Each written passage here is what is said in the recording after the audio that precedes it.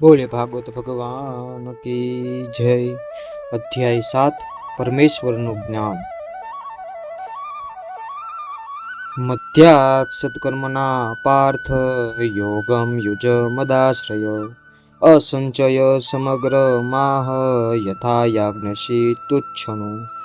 પરમેશ્વરના જ્ઞાનમાં પરમ કૃપાળુ પરમેશ્વર બોલે છે, હે પુથા પુત્ર, હવે સાંભળ કે તું કેવી રીતે મારી ભાવનાથી પૂર્ણ રહી અને મનને મારામાં અનુરુક્ત કરીને યોગાભ્યાસ કરતો રહી મને સંપૂર્ણપણે સંદેહ રહિત થઈ જાણી શકીશ। ભગવદ્ ગીતાના 7મા અધ્યાયમાં કૃષ્ણ ભાવનામૃતની પ્રકૃતિનું વિસ્તૃત વર્ણન થયું છે। કૃષ્ણ સર્વ ઐશ્વર્યોથી પૂર્ણ છે અને તેઓ આ ઐશ્વર્યોને કેવી રીતે પ્રગટ કરે છે તેનું વર્ણન અહીં થયું છે। વળી આ અધ્યાયમાં એ વિશે પણ વર્ણન થયું છે કે કયા 4 પ્રકારના ભાગ્યશાળી મનુષ્યો કૃષ્ણ પ્રતિ અનુરુક્ત થાય છે અને કયા 4 પ્રકારના ભાગ્યહીન લોકો ક્યારેય કૃષ્ણ પ્રતિ આકર્ષાતા નથી। ભગવદ્ ગીતાના પ્રથમ 6 અધ્યાયોમાં જીવાત્માને અભૌતિક ચેતન આત્મા તરીકે વર્ણવ્યો છે કે જે વિભિન્ન પ્રકારના યોગો દ્વારા આત્મ સાક્ષાત્કાર પામવા સમર્થ થઈ શકે છે। 6ઠા અધ્યાયના અંતમાં કહેવામાં આવ્યું છે, કૃષ્ણ ઉપર મનને એકાગ્ર કરવું તે અથવા બીજા શબ્દોમાં કૃષ્ણ ભાવનામૃત એ જ સર્વોચ્ચ યોગ છે। મનને કૃષ્ણ ઉપર એકાગ્ર કરવાથી જ મનુષ્ય પરમ સત્યને પૂર્ણપણે જાણી શકે છે, અન્યથા નહીં। નિર્વિશેષ બ્રહ્મ જ્યોતિ અથવા અંતર્યામી પરમાત્માનો સાક્ષાત્કાર પરમ સત્યનું પૂર્ણ જ્ઞાન નથી, કારણ કે તે સાક્ષાત્કાર આંશિક હોય છે। કૃષ્ણ જ સંપૂર્ણ તથા વૈજ્ઞાનિક જ્ઞાન છે અને કૃષ્ણ ભાવનામાં મનુષ્યને સર્વ સાક્ષાત્કાર થાય છે। સંપૂર્ણ કૃષ્ણ ભાવનામૃતમાં મનુષ્ય જાણે છે કે કૃષ્ણ જ નિસંદેહ અંતિમ જ્ઞાન છે। યોગના વિભિન્ન પ્રકારો કૃષ્ણ ભાવનામૃતના માર્ગે જવાના સોપાન સમાન છે।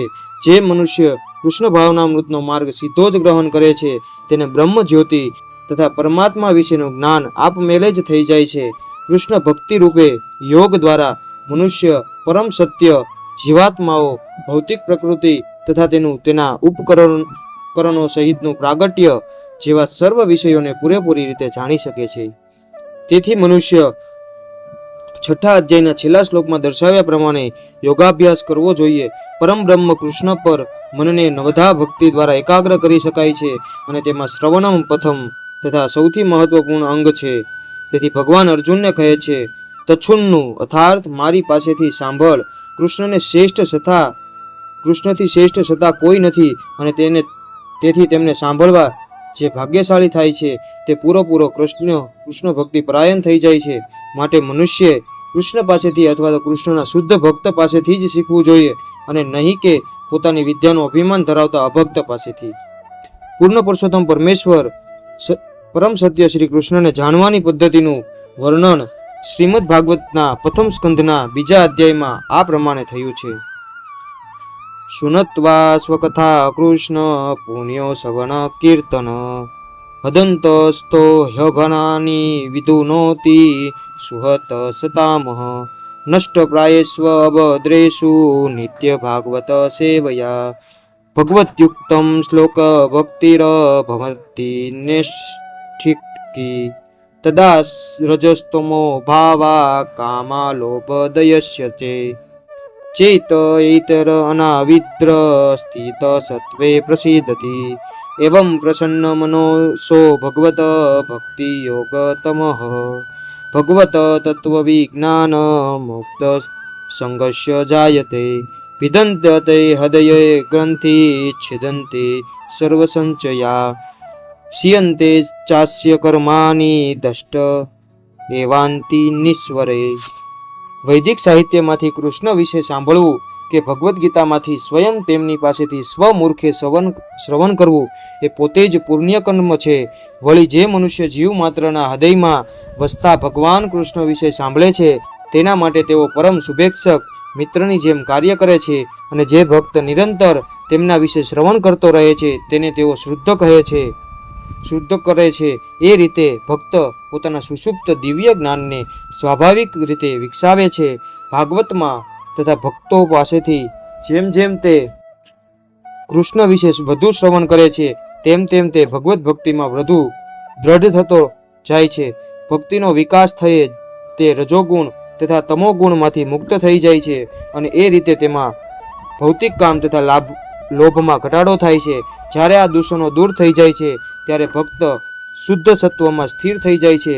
ભક્તિભરી સેવા દ્વારા નવજીવન પ્રાપ્ત કરે છે અને ભગવત તત્વને પૂરી રીતે જાણી લે છે.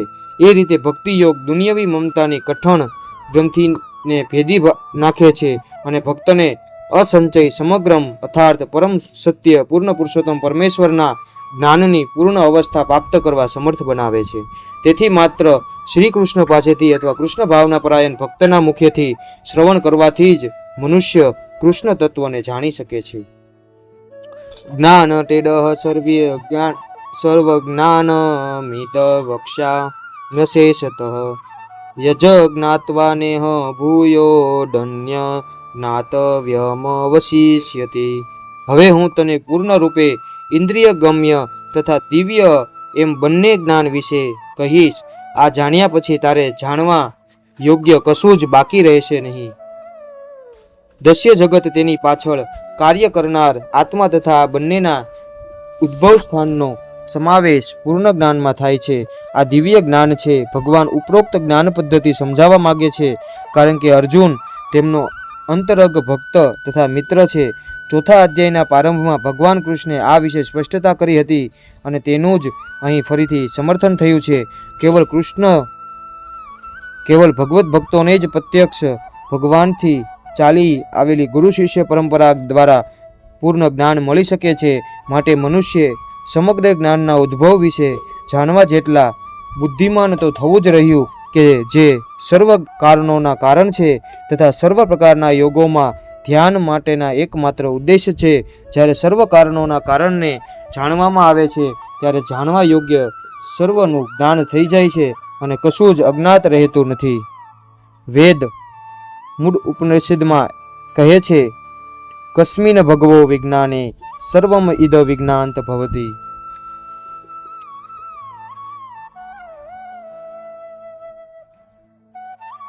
મનુષ્યના સહસ્ત્રે તુ કશ્ચિદ યતતિ સિદ્ધયે યતતામપી સિદ્ધાના કશ્ચિમા વેતિ તત્વદ. હજારો મનુષ્યોમાંથી કોઈ એક સિદ્ધિ પામવા પ્રયત્ન કરે છે અને આ પ્રમાણે સિદ્ધિ પ્રાપ્ત કરનારામાંથી ભાગ્યે જ કોઈ એક મને વાસ્તવમાં જાણે છે. મનુષ્યની વિભિન્ન શ્રેણીઓ છે અને હજારો મનુષ્યોમાંથી આધ્યાત્મિક સાક્ષાત્કારમાં રસ ધરાવતો કોઈ એકાદ મનુષ્ય જ આત્મા શું છે, શરીર શું છે તથા પરમ સત્ય શું છે એ જાણવા પ્રયત્ન કરે છે. સામાન્ય રીતે લોકો આહાર, નિંદ્રા, ભય તથા મૈથુન જેવી પશુ વૃત્તિઓમાં જ રચ્યા પચ્યા રહે છે અને અધ્યાત્મ જ્ઞાનમાં ભાગ્યે જ કોઈ મનુષ્ય રુચિ ધરાવે છે. ગીતાના પહેલા 6 અધ્યાયમાં એવા મનુષ્ય માટે છે કે જેઓ અધ્યાત્મ જ્ઞાનમાં આત્મા, પરમાત્મા તથા જ્ઞાન યોગ તેમજ ધ્યાન યોગ દ્વારા સાક્ષાત્કારની પ્રક્રિયામાં અને ભૌતિક પદાર્થની આત્માની ભિન્નતા જાણવામાં રસ ધરાવે છે. પરંતુ કૃષ્ણને તો માત્ર એવા મનુષ્યો જ જાણી શકે છે જેઓ કૃષ્ણ ભાવના પરાયણ હોય છે. અન્ય આધ્યાત્મવાદીઓ નિર્વિશેષ બ્રહ્મના સાક્ષાત્કારને પામી શકે છે કારણ કે કૃષ્ણને જાણવા કરતાં આ સહેલું છે. કૃષ્ણ પરમ પુરુષ છે પરંતુ તે સાથે જ તેઓ બ્રહ્મ તથા પરમાત્માના જ્ઞાનથી પર છે.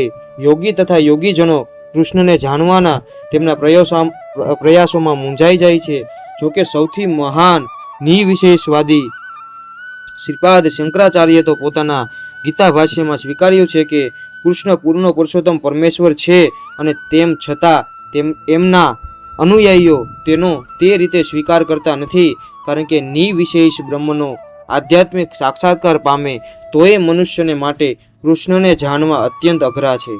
કૃષ્ણ પૂર્ણ પુરુષોત્તમ પરમેશ્વર છે, સર્વ કારણોના કારણ છે, આદિ ભગવાન ગોવિંદ છે, ઈશ્વર પરમ કૃષ્ણ સચ્ચિદાનંદ વિગ્રહ અનાદિર આદિર ગોવિંદમ સર્વ કારણ કારણમ. અભક્તો માટે તેમને જાણવા એ અત્યંત કઠિન છે. અભક્તો કહે છે ભક્તિનો માર્ગ બહુ સહેલો છે છતાં તેઓ તેની સાધના કરી શકતા નથી. અભક્ત મનુષ્યોના કહેવા પ્રમાણે જો ભક્તિ માર્ગ આવો સરળ હોય તો પછી તેઓ અઘરો માર્ગ શા માટે અપનાવે છે? હકીકતમાં ભક્તિ માર્ગ સરળ નથી. ભક્તિના જ્ઞાનથી રહિત અનઅધિકૃત લોકો દ્વારા ગ્રહણ કરવામાં આવતો કહેવાતો ભક્તિ માર્ગ સુગમ હોઈ શકે પરંતુ જ્યારે વિધિ વિધાનોને અનુસરી દ્રઢતાપૂર્વક આની સાધના કરવામાં આવે છે ત્યારે મીમાંસકો તથા દાર્શનિકો આ માર્ગમાંથી ચ્યુત થઈ જાય છે.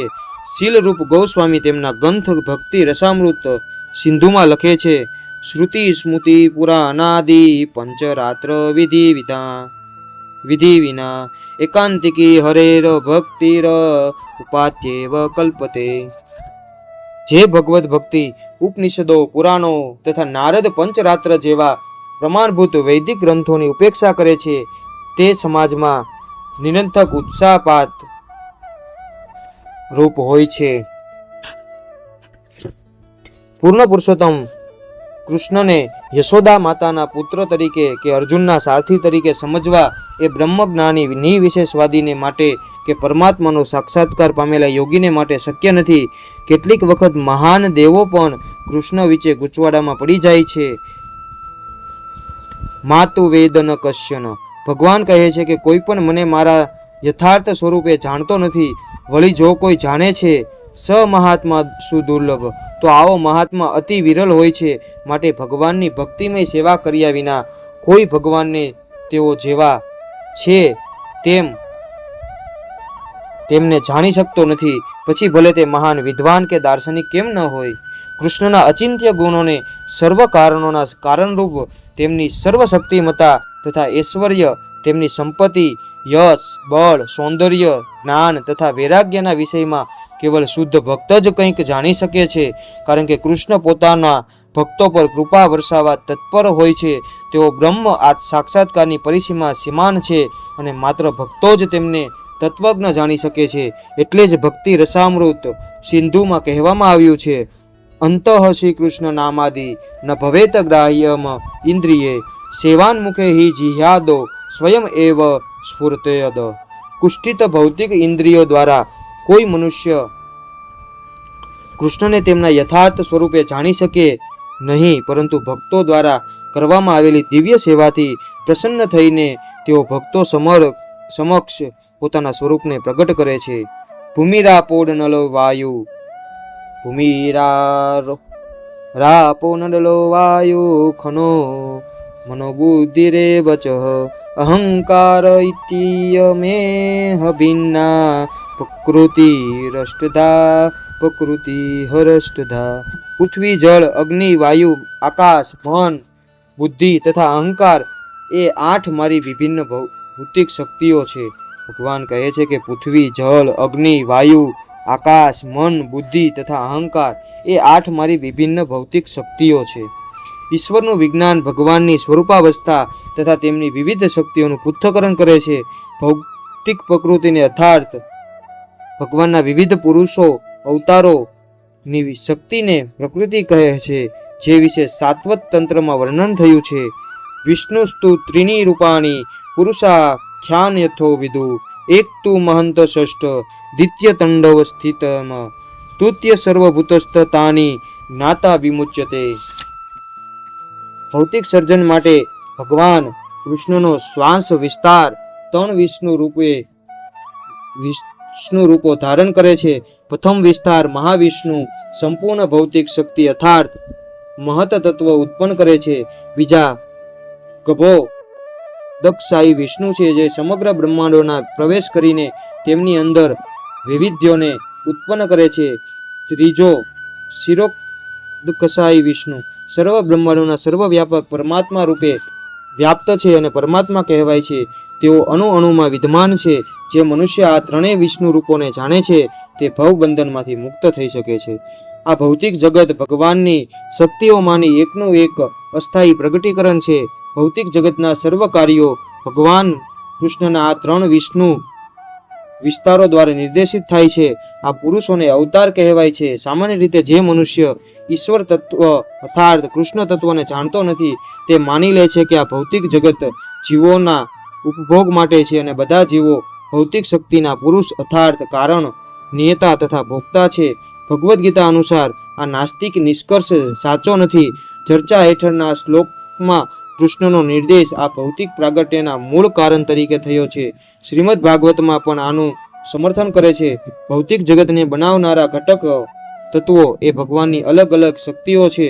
અરે નિર્વિશેષવાદીઓનું અંતિમ લક્ષ્ય બ્રહ્મજ્યોતિ સુધા એક આધ્યાત્મિક શક્તિ છે એ કે જે દિવ્ય આકાશમાં પ્રગટ થાય છે. વૈકુંઠ લોકોમાં જેવા દિવ્ય વૈવિધ્યો છે તેવા બ્રહ્મજ્યોતિમાં હોતા નથી અને નિર્વિશેષવાદીઓ આ બ્રહ્મજ્યોતિને જ તેમના અંતિમ સનાતન ધ્યેય તરીકે સ્વીકારે છે. પરમાત્માનો આવિર્ભાવ પણ શિરોદકશાયી વિષ્ણુનું એક અસ્થાયી સર્વવ્યાપી પાસું છે. દિવ્ય જગતમાં પરમાત્માનો આવિર્ભાવ એ કંઈ સનાતન નથી. તેથી વાસ્તવિક પરમ સત્ય તો પૂર્ણ પુરુષોત્તમ પરમેશ્વર કૃષ્ણ જ છે. તેઓ જ પૂર્ણ શક્તિ સંપન્ન પુરુષ છે અને તેઓ બહિરગ તથા અંતરગ એવી વિવિધ શક્તિઓ ધરાવે છે. ઉપરોક્ત ભૌતિક શક્તિ પૈકીના મુખ્ય આવિર્ભાવો 8 છે. તેમાંના પ્રથમ 5 અર્થાત પૃથ્વી, જળ, અગ્નિ, વાયુ તથા આકાશ એ સ્થૂળ અથવા વિરાટ સર્જનો કહેવાય છે, જેમની અંદર શબ્દ, સ્પર્શ, રૂપ, રસ તથા ગંધ નામના 5 ઇન્દ્રિય વિષયો સમાયેલા છે. ભૌતિક વિજ્ઞાન આ 10 તત્વોને તો પીછાણે છે, પરંતુ અન્ય તત્વોની એટલે મન, બુદ્ધિ તથા મિથ્યા અહંકારની ભૌતિકતાવાદીઓ દ્વારા ઉપેક્ષા કરવામાં આવે છે. માનસિક કાર્યોથી વ્યવહાર કરનારા દાર્શનિક પણ પૂર્ણ જ્ઞાન ધરાવતા નથી, કારણ કે તેઓ અંતિમ ઉદ્ગમ કૃષ્ણને જાણતા નથી. હું છું અને મારું છે એવો મિથ્યા અહંકાર કે જે સંસારનું મૂળ કારણ છે, તેમાં વિષય ભોગની 10 ઇન્દ્રિયોનો સમાવેશ થાય છે. બુદ્ધિ મહત તત્વ નામના સમગ્ર ભૌતિક સર્જનોનો નિર્દેશ કરે છે. તેથી ભગવાનની 8 વિભિન્ન શક્તિઓમાંની ભૌતિક જગતના 24 તત્વો પ્રગટ થાય છે કે જે નાસ્તિક સાંખ્ય દર્શનના વિષય છે. મૂળે તેઓ કૃષ્ણની શક્તિઓની ઉપશાખાઓ છે અને કૃષ્ણથી ભિન્ન છે, પરંતુ નાસ્તિક સાંખ્ય દાર્શનિકો અલ્પજ્ઞાનને કારણે સમજી શકતા નથી કે કૃષ્ણ જ સર્વ કારણોના આદ્ય કારણ છે. ભગવદ્ ગીતામાં કહેવામાં આવ્યું છે તેમ સાંખ્ય દર્શનના વિવેચનો વિષય માત્ર કૃષ્ણની બહિરંગ શક્તિનું પ્રગટીકરણ એ જ છે. અપરેયમિતસ્તવન્યા પ્રકૃતિ વિદ્ધિ મે પરામહ જીવભૂતા મહાબાહો યયેદયતે જગત. વળી હે મહાબાહુ અર્જુન, આ નિકૃષ્ટ શક્તિ ઉપરાંત મારી એક અન્ય ચડિયાતી પરાશક્તિ પણ છે કે જે જીવોની બનેલી છે અને જે ભૌતિક પ્રકૃતિ સાથે સંઘર્ષ કર્યા કરે છે અને તેના સંસાધનોનો ઉપભોગ કરે છે. અહીં સ્પષ્ટ શબ્દોમાં એમ જણાવ્યું છે કે જીવ પરમેશ્વરની પરા પ્રકૃતિ છે. અપરા શક્તિ તો પૃથ્વી, જળ, અગ્નિ, વાયુ, આકાશ, મન, બુદ્ધિ તથા અહંકાર જેવા વિભિન્ન તત્વો રૂપે પ્રગટ થાય છે. ભૌતિક પ્રકૃતિના સ્થૂળ તથા સૂક્ષ્મ બંને રૂપો અપરાશક્તિની જ પેદાશો છે. વિભિન્ન હેતુઓ માટે આ અપરાશક્તિઓનો ઉપભોગ કરી રહેલા જીવો પરમેશ્વરની પરાશક્તિ છે અને આ શક્તિને લીધે જ સમગ્ર ભૌતિક જગત કાર્યરત રહે છે. જ્યાં સુધી આ દસ્ય જગતને પરાશક્તિ અર્થાત જીવ દ્વારા ગતિશીલ કરવામાં આવતું નથી, ત્યાં સુધી તેનામાં કાર્ય કરવાની શક્તિ આવતી નથી. શક્તિઓનું નિયંત્રણ હંમેશા શક્તિમાન દ્વારા થાય છે. તેથી જીવો સદા ભગવાન દ્વારા નિયંત્રિત થાય છે. તેઓ કદી સ્વતંત્ર અસ્તિત્વ ધરાવતા નથી. બુદ્ધિહીન મનુષ્યો માને છે તેમ જીવો કદાપી સમાન રીતે શક્તિશાળી હોતા નથી. શ્રીમદ ભાગવતમાં જીવ તથા ભગવાનની વચ્ચે રહેલા વિશિષ્ટ તફાવતનું આ પ્રમાણે વર્ણન થયું છે. પરિમિતા તુવાસ તન ભૂતો યદિ સર્વગતા સ્થહિ ન શાસ્યતે હિ નિયમો ધ્રુવ નેતરથાઃ અજ્ઞેચ યન્મય તદહ વિમુચ્ય નિયંત્રી ભવત સમમનુજાનતા યદમ અમત મતિ દુષ્ટયતા. હે પરમ સનાતન, જો બધા દેહધારી જીવો આપની જેમ જ સનાતન તથા સર્વવ્યાપી હોત તો તેઓ આપના નિયંત્રણ હેઠળ હોત નહીં, પરંતુ જો જીવોને આપની સૂક્ષ્મ શક્તિ તરીકે સ્વીકારવામાં આવે તો તેઓ સર્વે આપના પરમ નિયંત્રણના પાત્ર બને છે. તેથી વાસ્તવિક મુક્તિ તો આપના શરણાગત થવામાં છે અને આ શરણાગતિ દ્વારા જ તેઓ સુખી થશે. તે જ સ્વરૂપાવસ્થામાં તેઓ નિયતા બની શકે. માટે અદ્વૈતવાદની હિમાયત કરનારા તથા ઈશ્વર અને જીવો સર્વથા સમાન છે એવો પ્રચાર કરનારા અલ્પજ્ઞ માણસો હકીકતમાં પોતાની જાતને ગેરમાર્ગે દોરી રહ્યા છે અને બીજાઓને પણ ગેરમાર્ગે દોરી રહ્યા છે. પરમેશ્વર કૃષ્ણ જ એકમાત્ર નિયતા છે અને બધા જીવો તેમના વડે જ નિયંત્રિત થાય છે. બધા જીવો તેમની પરાશક્તિ છે કારણ કે તેમના ગુણ પરમેશ્વર સમાન છે, પરંતુ શક્તિની માત્રાની બાબતમાં તેઓ કદાપી ભગવાનના સમકક્ષ નથી. સ્થૂળ તથા સૂક્ષ્મ અપરા શક્તિનો ઉપભોગ કરી રહેલ પરાશક્તિના જીવોને પોતાના વાસ્તવિક મન તથા બુદ્ધિની વિસ્મૃતિ થઈ જાય છે.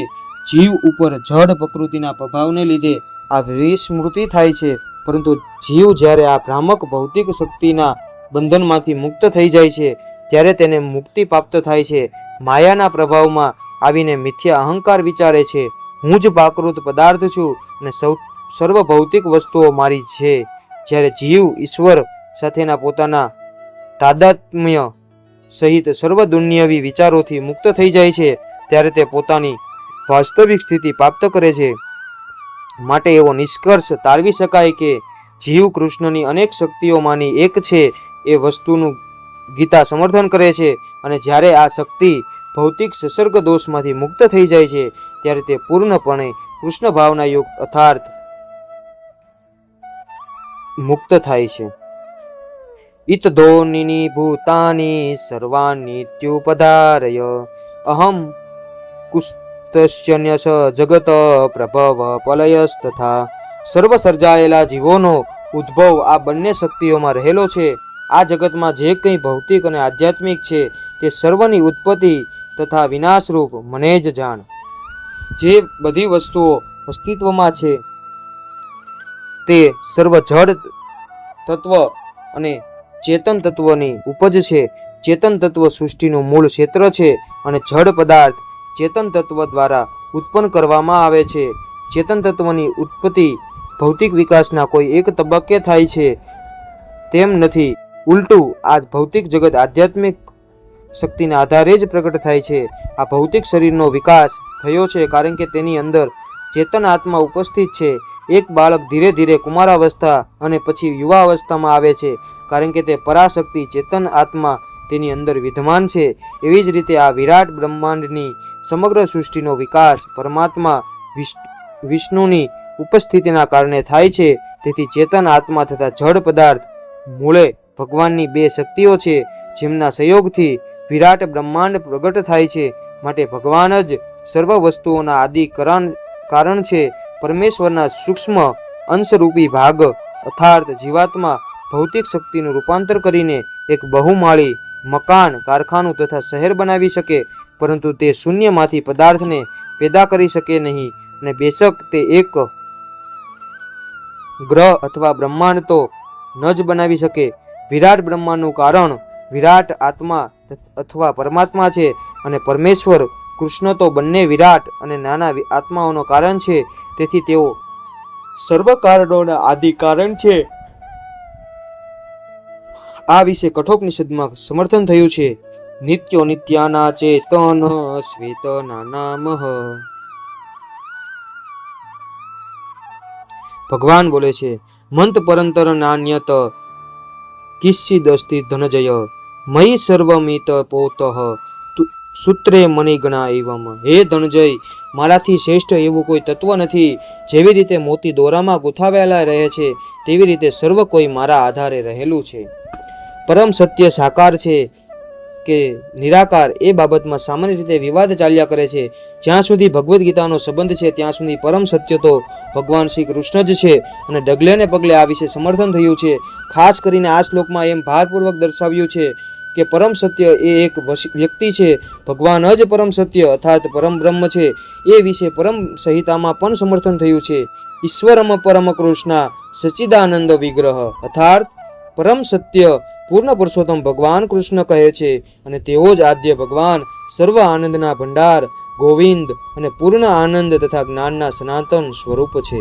આ બધા પ્રમાણ નિર્વિવાદ રૂપે સાબિત કરે છે કે પરમ સત્ય પરમ પુરુષ છે કે જે સર્વ કારણોના કારણ છે, પરંતુ નિવિશેષવાદી શ્વેતાસ્વંતર ઉપનિષદના વૈદિક મંત્રના આધારે દલીલ કરે છે.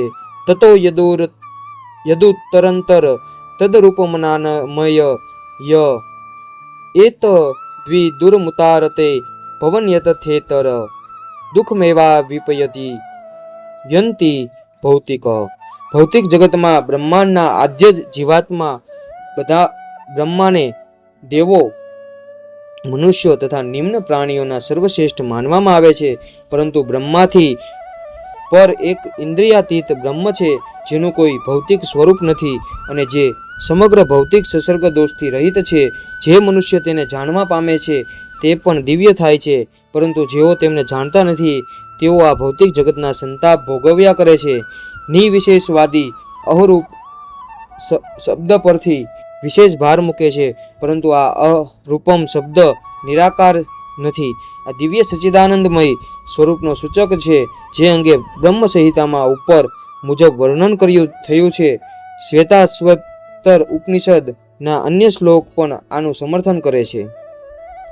વેદાહમેત પુરુષ મહાંતમ આદિત્યવર ન તમસ પરસ્તાત તમેવ વિદ્વાનતિ મૃત્યુમેતિ નાન્ય પંથા વિદા તેડ્યનનાય યસ્માત પરના પરમ સ્થિ કિચિત યસ્મા નાન્યો નો ચોડસ્તિ કિચિત વૃક્ષ ઇવં સ્તબ્ધો દિવી તિષ્ઠતેક્ષ તેને દ પૂર્ણપૂર્ણેશ સર્વમઃ.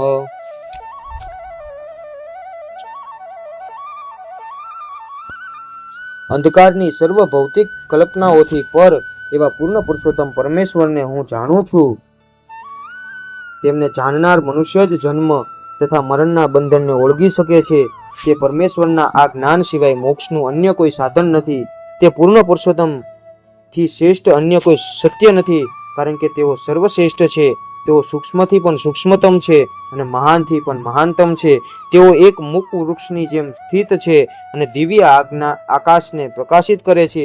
જેવી રીતે વૃક્ષ તેના મૂળ ફેલાવે છે, તેમ તેઓ પણ પોતાની વિસ્તૃત શક્તિઓનો પસાર કરે છે. આ શ્લોકોમાંથી નિષ્કર્ષ નીકળે છે કે પરમ સત્ય પૂર્ણ પુરુષોત્તમ પરમેશ્વર જ છે, જેઓ પોતાની ભૌતિક તેમજ આધ્યાત્મિક શક્તિઓ દ્વારા સર્વવ્યાપક છે. રસોડહંસુ કૌંતેય પ્રભાસ્મિ શશિ સૂર્યયો પ્રણવ સર્વવેદેષુ શબ્દ ખે પુરુષનુપુષઃ. હે કુંતી પુત્ર અર્જુન, હું પાણીમાં સ્વાદ છું, સૂર્ય તથા ચંદ્રનો પ્રકાશ છું, વૈદિક મંત્રોમાં ઓમકાર છું, હું આકાશમાં શબ્દ તથા મનુષ્યોમાં સામર્થ્ય છું. આ શ્લોક દર્શાવે છે કે હે ભગવાન કેવી રીતે પોતાની વિવિધ ભૌતિક તથા આધ્યાત્મિક શક્તિઓ દ્વારા સર્વવ્યાપી રહે છે. પરમેશ્વરની પ્રારંભિક અનુભૂતિ તેમની વિભિન્ન શક્તિઓ દ્વારા થઈ શકે છે અને એ રીતે તેમનો નિરાકાર રીતે સાક્ષાત્કાર થઈ શકે છે. જેવી રીતે સૂર્યલોકમાંના સૂર્યદેવ એક પુરુષ છે અને પોતાની સર્વવ્યાપક શક્તિ સૂર્યપ્રકાશ દ્વારા તેમની અનુભૂતિ થાય છે, તેવી જ રીતે ભગવાન પોતાના ધામમાં વસતા હોવા છતાં તેમની સર્વવ્યાપક શક્તિઓ દ્વારા તેમને અનુભવી શકાય છે. પાણીનો સ્વાદ પાણીનો મૂળભૂત ગુણ છે. કોઈ પણ સમુદ્રનું પાણી પીવા ઈચ્છતું નથી, કારણ કે તે પાણીનો શુદ્ધ સ્વાદ મીઠાના મિશ્રણવાળો હોય છે. પાણીના આકર્ષણનો આધાર તેના સ્વાદની શુદ્ધિ પર રહે છે અને આ વિશુદ્ધ સ્વાદ એ ભગવાનની એક શક્તિ છે. નિર્વિશેષવાદી જળમાં ભગવાનની ઉપસ્થિતિ જળના સ્વાદને લીધે કરે છે અને સગુણવાદી પણ મનુષ્યની તરસ छिपाવવા માટે આપેલા સુસ્વાદુ જળને કારણે ભગવાનના ગુણગાન કરે છે. પરમેશ્વરની અનુભૂતિ કરવાની એ રીત છે. વ્યવહારના સુગુણવાદ અને નિરાકારવાદના કોઈ સંઘર્ષ નથી. જે ઈશ્વરને જાણે છે તે જાણે છે કે દરેક વસ્તુમાં એક સાથે સગુણબોધ તથા નિગુણબોધ રહે છે અને આમાં કોઈ વિરોધાભાસ હોતો નથી. માટે જ ભગવાન ચૈતન્યે પોતાના શુદ્ધ સિદ્ધાંત પ્રતિપાદિત કર્યો કે જેને અચિત્ય ભેદ અને અભેદ તત્વ અચિત્ય ભેદાભેદ કહે છે. સૂર્ય તથા ચંદ્રનો પ્રકાશ પણ મૂળમાં બ્રહ્મ જ્યોતિમાંથી નીકળે છે. બ્રહ્મ જ્યોતિ ભગવાનનું નિર્વિશેષ તેજ છે. પ્રણવ અથવા ઓમકાર દરેક વૈદિક મંત્રના પ્રારંભમાં ભગવાનને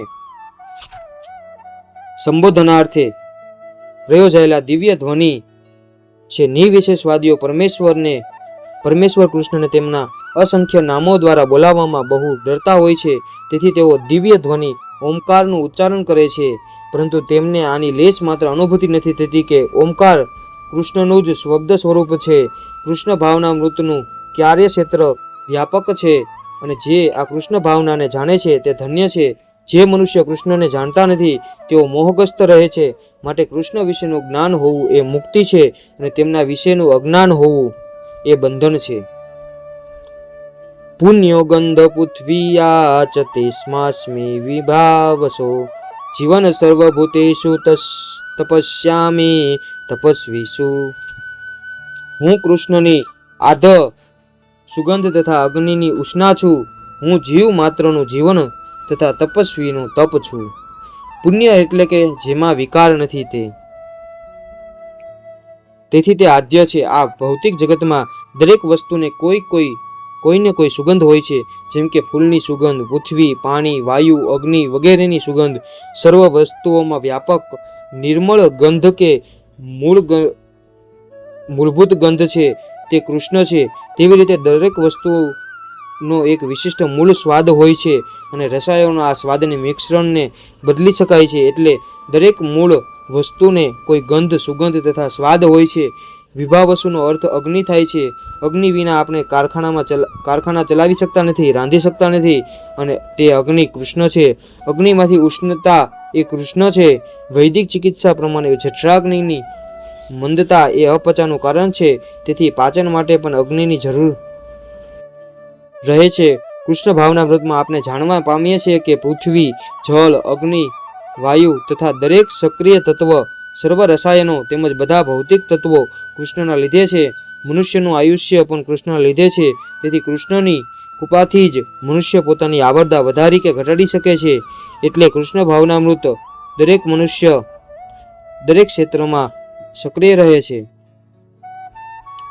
બીજમ મા સર્વભૂતાના વિદ્ધિ પાર્થ સનાતનમ બુદ્ધિમતામસ્મિ તેજસ તેજસ્વીનાહમઃ.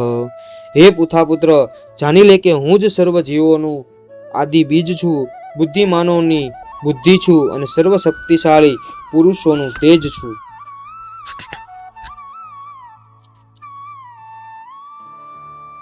બીજમનો અર્થ છે બીજ. કૃષ્ણ સર્વના બીજ છે. ભૌતિક પ્રકૃતિના સંપર્કમાં આવીને બીજ ચર અને અચર જીવોના રૂપમાં ફળીભૂત થાય છે. પશુ, પક્ષી, મનુષ્ય તથા અન્ય સજીવ જીવો ચર છે, પરંતુ વૃક્ષ અને છોડ અચર છે.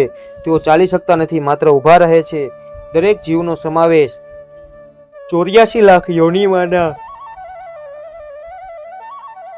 યોનિમાં થયેલો છે. તેમાંના કેટલાક જીવો ચર છે, કેટલાક અચર છે, પરંતુ આ બધાના બીજરૂપ શ્રી કૃષ્ણ છે.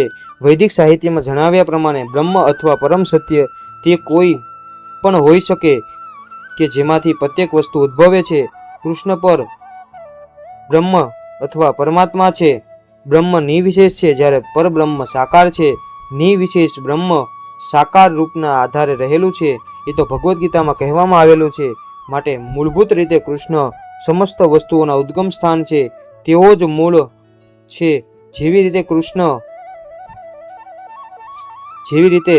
વૃક્ષનું મૂળ સમગ્ર વૃક્ષનું પાલન કરે છે, તેવી રીતે કૃષ્ણ સર્વના મૂળ હોવાને કારણે આ જગતના બધા પ્રાણીઓનું પાલન કરે છે. આનું સમર્થન વૈદિક સાહિત્યમાં થયેલું છે. નિત્યો નિત્યાના ચેતન શ્વેતના નામઃ એકો બહુના યો વિદધાતિ કામન. તેઓ સર્વ સનાતનોમાં સર્વોપરી સનાતન છે. તેઓ સમસ્ત જીવન હસ્તીઓમાં સર્વોપરી હસ્તી છે. તેઓ જ એકમાત્ર સમસ્ત જીવોના પાલનહાર છે. માણસ બુદ્ધિ વિના કશું કરી શકતો નથી, અને કૃષ્ણ એમ પણ કહે છે તેઓ જ સમગ્ર બુદ્ધિના મૂળ છે. જો મનુષ્ય બુદ્ધિવાન હોય નહીં તો તે પૂર્ણ પુરુષોત્તમ પરમેશ્વરને કૃષ્ણને સમજી શકતો નથી. બોલે ભાગવત ભગવાન કી જય. હરે કૃષ્ણ કૃષ્ણ કૃષ્ણ હરે હરે, હરે રામ રામ રામ હરે હરે.